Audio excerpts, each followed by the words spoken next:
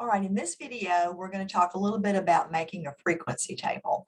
So I'm going to do what I normally do, which is I'm hopefully going to share a PowerPoint with you and then kind of talk you through it. All right, let's see if this will work out pretty well. All right, now a frequency table is kind of a two-column table. It's a way to organize data. All right, so let's look at this. Basically, you're going to have two columns. The left side is going to be what's called your class, and the right side is going to be what's called frequency. Now, this is not exactly how they phrase it, but this is really what it is. The left side of the screen is what you got, and the right side of the screen is how many times you got it. Okay, so it couldn't be easier. What you got goes on the left.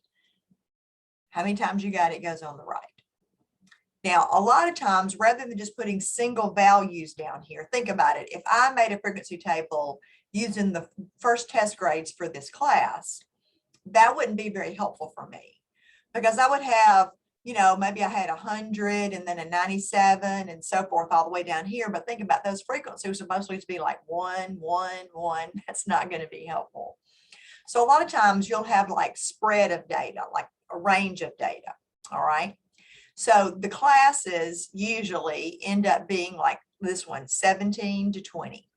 21 to 24. So that means this one right here, if you're 17, you'd go in that class, 18, 19, 20.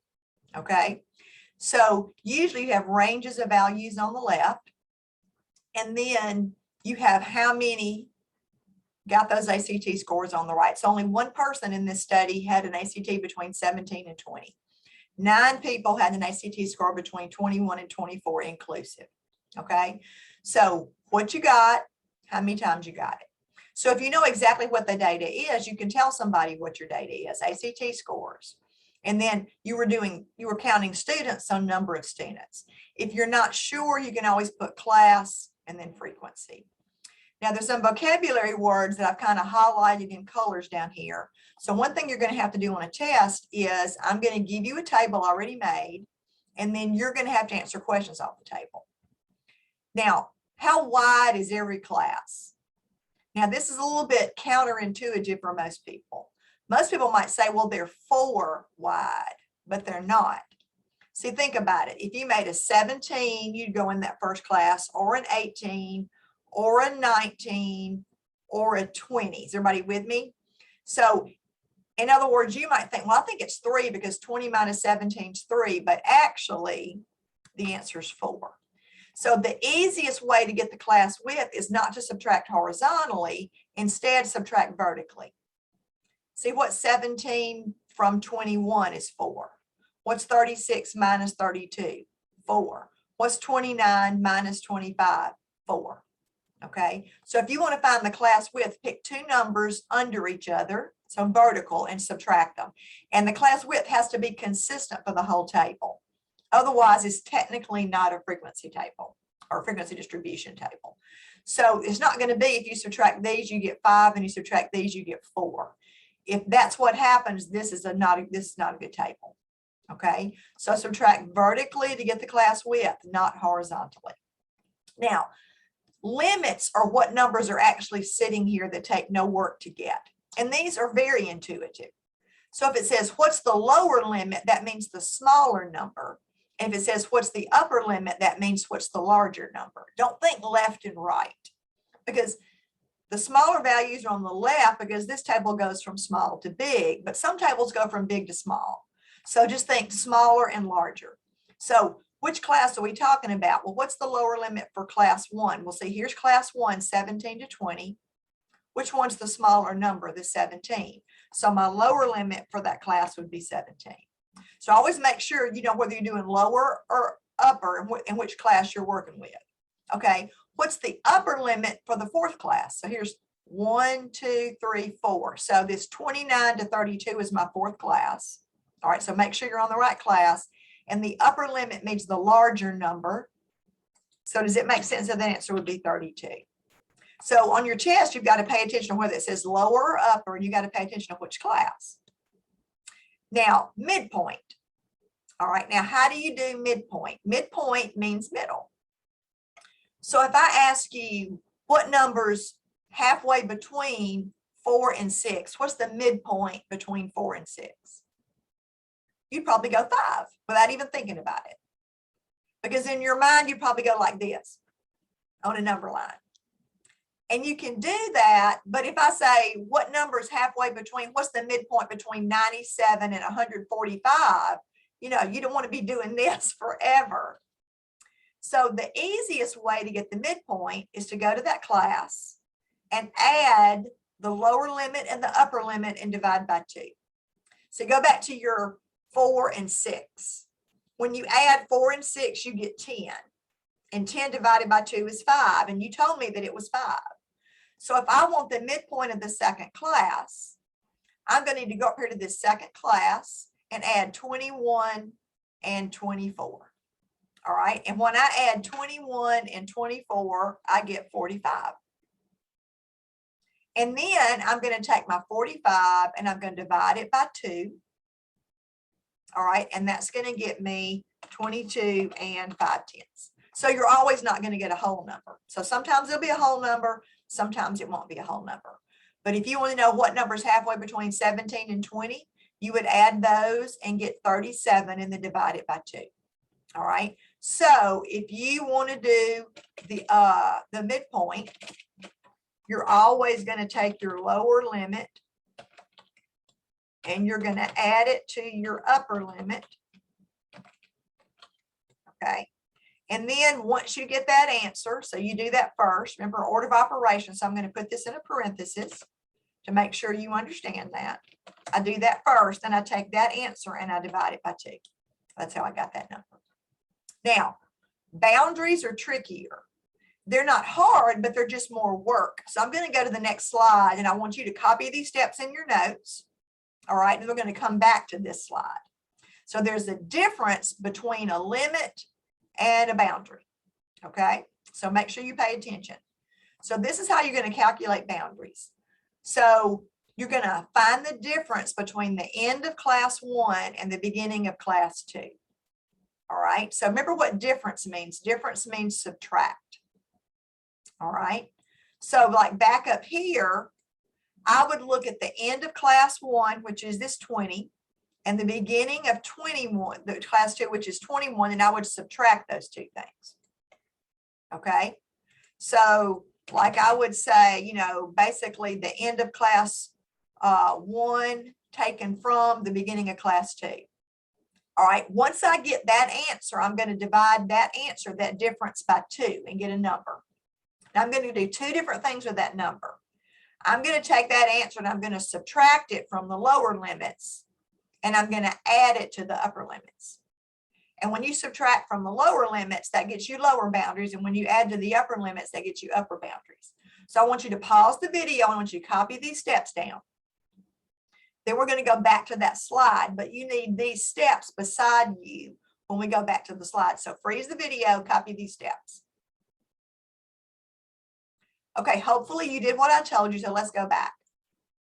So if I want the lower boundary of class 1, then what I'm going to do is I'm going to come over here on some scratch paper. All right. So on step 1, remember what step 1 was? It says take the end of class 1 and subtract it from the beginning of class 2. So I'm doing 21 minus 20, and I get a 1. So that's what the first step means. Okay, back on your notes that hopefully you did what I told you, and they're kind of frozen beside you. Then I told you to take that difference, whatever that answer was, and I told you to divide it by 2. Okay, so when you do that, you should get 5/10. Now, what are you going to do with that 5/10? You're going to come up here and you're going to subtract it from these lower limits. Okay, so I'm going to say 17 minus 5/10, and that's going to get me 16 and 5/10. Okay, let's make that maybe a different color. All right, then, all right, let's kind of do this. Then I'm going to do the same thing. All right, let me fix this real quick. I'm going to take that 21 and 5/10, and I'm going to subtract 5/10 and get 20 and 5/10. Okay.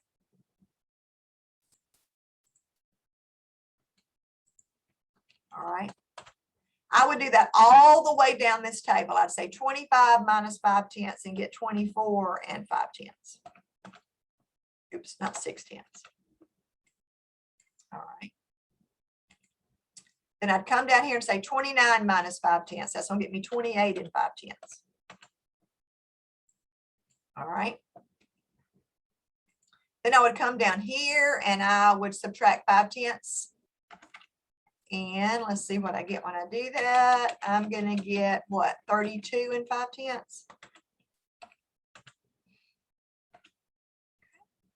So all these red numbers are my lower boundaries. Okay. Now, how did you get the upper boundaries? All right. Well, to get the upper boundaries, let's do them in a different color. All right. To get these upper boundaries, it says you add that answer to your upper limit. So 20 plus 5/10 is 20 and 5/10. All right. 24 plus 5/10 is 24 and 5/10. 28 plus 5/10 is 28 and 5/10.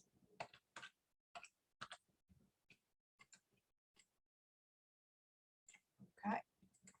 32 plus 5/10 is 32 and 5/10.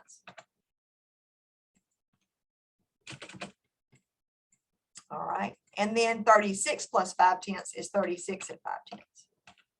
So I would advise you again to be taking notes while I'm going over this so you have it in your notes, because when you're doing the online homework, you know, you won't have my video, so you'll have, but you can pull out your notes. So these red numbers are my lower boundaries and these upper numbers are my upper boundaries. Okay. So what's the lower? So again, lower, like lower up here means smaller. Now I'm on class 1. So I go back to class 1. Here's class 1. It says, what's the lower boundary? Well, now this red one and this blue one are my boundaries. Which one's the lower one? All right. Oops, let's go back. That's what happens when you're clicking your clicker too quick. All right. So do you understand that my lower one here, my smaller one's the 16 and 5/10? All right. Then it says, what's your upper boundary for the 4th class? Well, my 1, 2, 3, 4th class, this is it right here. Upper is my larger, so that's the 32 and 5/10. Now, the most missed problem on test 1 will be the easiest. Don't get limits and boundaries confused. Because if I ask you for a limit and you give me a boundary, I can't give you any partial credit. So that's like -4. It's almost half a letter grade. So limits are the numbers that are sitting there with no work. You just grab them and go. Boundaries take a little more work. So see, the lower limit for class 1 is 17. But the lower boundary for class 1 is this 16 and 5/10. So don't get limits confused with boundaries. Okay. All right. So let's kind of go here. So again, double check, make sure you got these in your notes. Now, so on your first test, on your midterm or on your first test, I'm going to be giving you a table that's already made, and I'm going to be asking you questions off the table. So make sure you can find class width, subtract vertically. Make sure you can find limits, lower, smaller, upper, larger. They're just the numbers you just grab. Make sure you can find the midpoint. Remember, by taking your limits and adding them and dividing by 2. And then lower boundary. Make sure that you can do boundaries. Okay. And so here's your steps for doing boundaries. All right.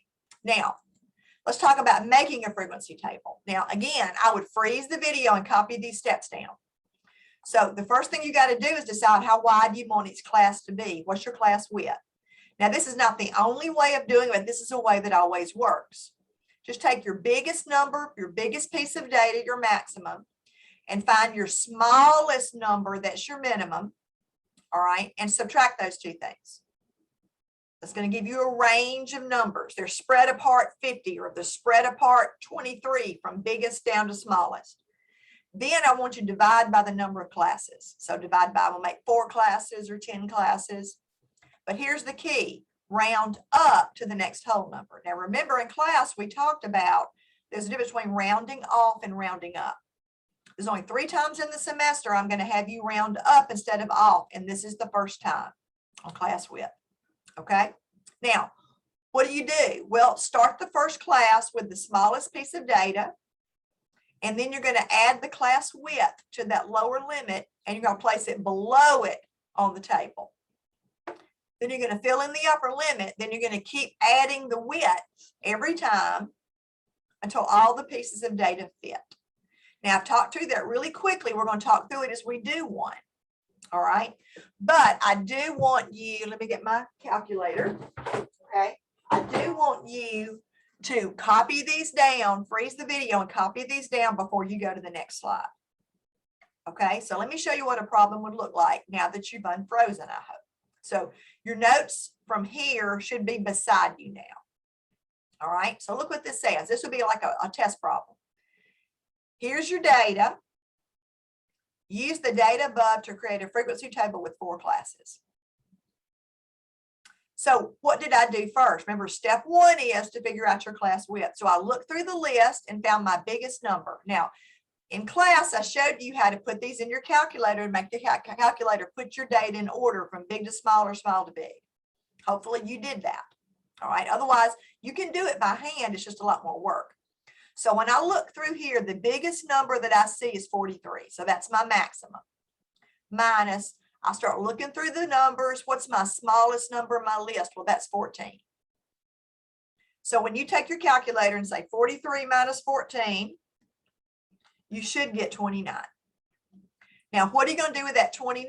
Remember, now the next step says you divide by the number of classes. So that 29 gets divided by 4. And when I do that, I divide it by 4. I get 7 2500. Now, I know that rounds off to 7, but it rounds up to 8. And your steps tell you to round up to the next whole number.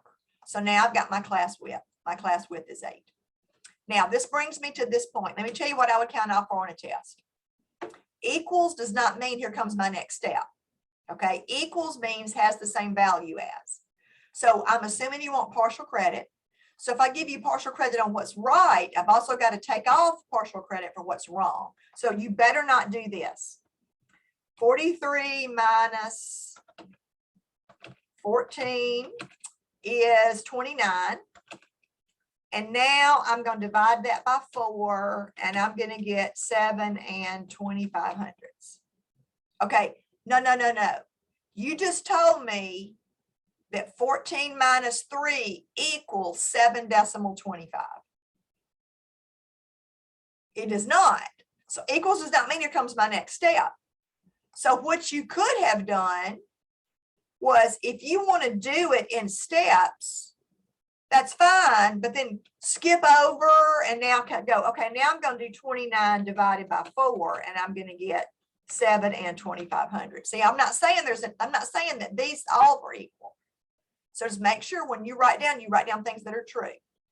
So basically, okay, so I've got 8 right here. So let's go back to what your steps say. Remember what your steps say that are beside you, hopefully. It says, basically, I'm going to start my first class with the smallest number. So that's why I started my class with 14. Then it tells you to add this class width to this number. So when you add 8 and 14, all right, when you do 14 plus 8 on your calculator, all right, what do you get? 14 plus 8 better be 22. So what am I going to do? I'm going to add that 22 to this 14. But I'm not going to place it beside it. I'm going to place it below it. So the 22 goes there. Okay. Kind of doing it big so you can see it. All right. Now, common sense says, okay, fill in the upper limit of the first class. Now, what does that mean? It means this. If this class starts with 22, what does this class stop with? Well, it must stop with 21. Now, how do I keep getting the next one? I keep adding the class width to the numbers above it. So my class width, remember, was 8. So if I add 8 to 21, I get 29. Okay. Oops. All right. How do I get this next one? I add 8 to the number above it. So this one's going to start with 30. But now if this one stops with 29, that one's going to start with 30. How do I get the number right here? I add 8 to the number above it. Okay, so when I add 8 to that, I better get 37. Then if that one stops with 37, this one's going to start with 38. Okay, or you could add 8 to the number above it. Now, how do I know when to quit doing this? Well, see, I've got my data doesn't fit. I got a 40. It doesn't fit anywhere. So I've got to keep going. When I add 8 to 37, all right, I should get 45. Now, how do I know to stop? Because now all my numbers fit somewhere. And sure enough, the class width is always 8. Because see, if you had come up here a minute ago and made a mistake, if you had put the 22 there, then this one would have started with 23, right? Then your class width wouldn't have been 8. Your class width would have been 9. Okay, so that's why it's very important. You figure out your class width first. You start with the smallest number in your list. And when you add that smallest number to that width, put it below it. And then if you know what this one starts with, you know what that one stops with. Okay. Now, then you go start counting. So I can go in my list and count. All right. How many numbers between 14 and 21? Well, let's see. All right. Let me go up here and get a. All right. Let's see. That one doesn't. And that one doesn't. Ooh, that one's between 14 and 21, counting 14. There's another one between 14 and 21. Oh, there's another one between 14 and 21. Oh, there's another one between 14 and 21. And there's another one between 14 and 21. So that's 1, 2, 3, 4, 5. So that's why I would write a 5 there. Okay. But see, it's hard when you're skipping around. That makes it harder to find, but you can do it that way. All right, another thing you can do is this. You can do tallies if you come back and erase the tallies. All right, but I don't care how you do it, but you've got to count. All right, and if you do this one correctly, remember what we said, this one's 5. I think this one has, when I counted, it had 4. I think this one had also 4, and I think this one also had 4. So that's what a frequency table looks like, what you got and how many times you got it. Okay, so if I give you a list of data and tell you to make me a frequency table, that's one way of doing it. Now, sometimes you can have different answers and they still be right. Let me show you what I'm talking about. I did this one on purpose. What if you just said, well, I'm going to do 10 to 19, 20 to 29, 30 to 39, and 40 to 49? It just so happens that that works out for this one because these numbers are in the teens, the 20s, the 30s, and the 40s. And when I went back and counted how many numbers were in the teens, there was 4. How many numbers were in the 20s? There was 5. There were 5 in the 30s and 3 in the 40s. So if your problem is worded this way, you can have different correct answers. But the way I showed you here always works. It's not the only way that works, but it always works if I tell you how many classes to use. But sometimes the book can't put every correct answer. So sometimes they'll phrase the problem like this. It'll say, use the same data and create a frequency table whose first class is 20 to 24. So instead of saying, use the above data to create a frequency table with 4 classes, they would say, with a first class of, let me go back and see what it was, 21 to 24.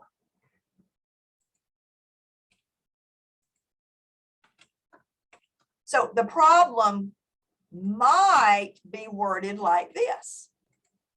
So what if the problem's worded like this? Well, the problem's worded like this. I can't go do these steps because I don't know how many, it doesn't tell me how many classes.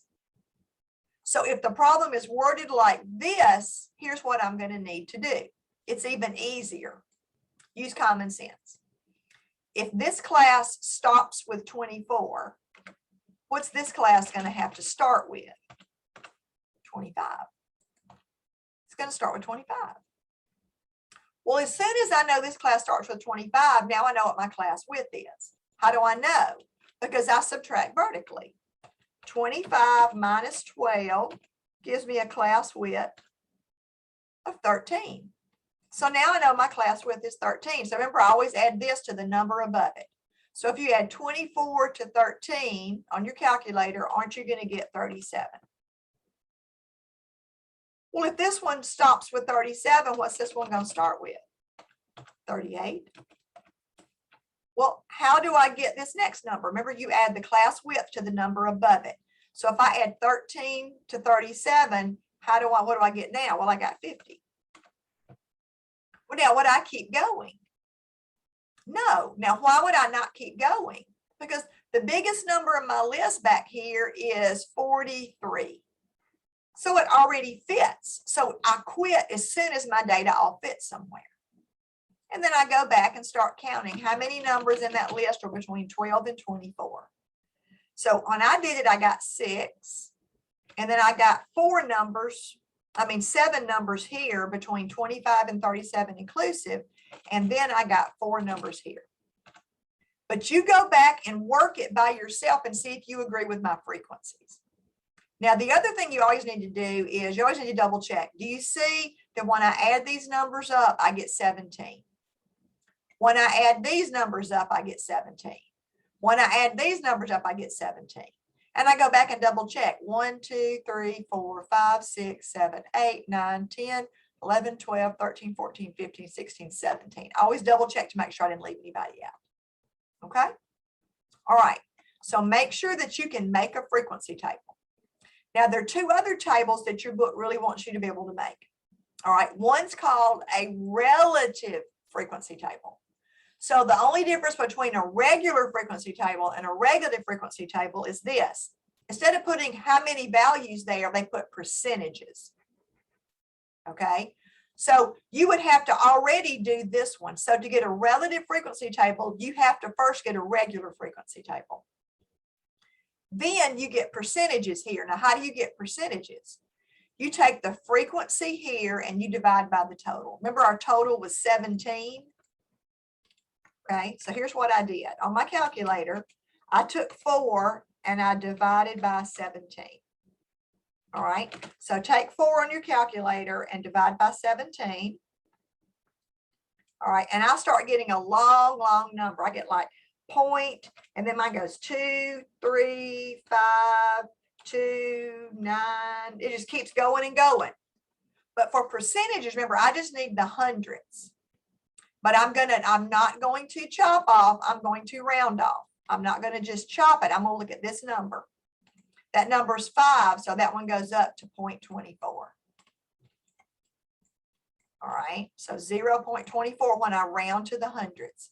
And then when you multiply by 100, you get 24. So that's why that one's 24%. How'd they get 29%? I took my 5 and I divided by 17. And when I rounded to 2 numbers past the decimal, I got 0.29. So that's why it was 29%. All right, same thing on this one. How did I get 18%? I took 3 and divided by my total 17 and rounded and got 0.18. And then when I multiplied by 100, I got 18, so I got 18%. So the only difference, if they want a relative frequency table, just change these to percents. Now, the other thing that they want you to be able to do is a cumulative frequency table. That one's a little stranger, but it's real easy. Let me show you. If your homework asks you for a cumulative frequency table, do your regular frequency table first. But then look what it says. Instead of placing individual frequencies in the second column, the frequency for each class is the sum of the frequency of that class and all the previous ones. So what do I mean? Well, 10 to 19 were 4 people. So the first classes are going to match on a regular frequency table and on a cumulative frequency table. All right, but not the second class. The second class was 5.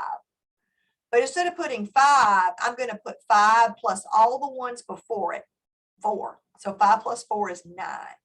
So what that's really telling you is there are 9 values that are 29 and lower. Okay. Well, there were 5 values between 30 and 39. But for a cumulative frequency, how many are there from 39 all the way down? So I've got to add the 5, and the 4, and that gives me 14. How do I get the cumulative frequency here? I add all the numbers below 49. So the 3, the 5, and the 7 is 17.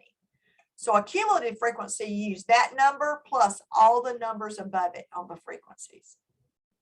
Okay, so if you want to know exactly how many numbers were between 30 and 39, you have to subtract these two numbers. But most often, I'm going to ask you to do a regular frequency table. Okay, so spend way more time back on this regular frequency table than you do the cumulative or the relative frequency table, just a regular frequency table. All right, I hope that was helpful for you. If you have questions, you have my email address. Okay, so let me hear from you.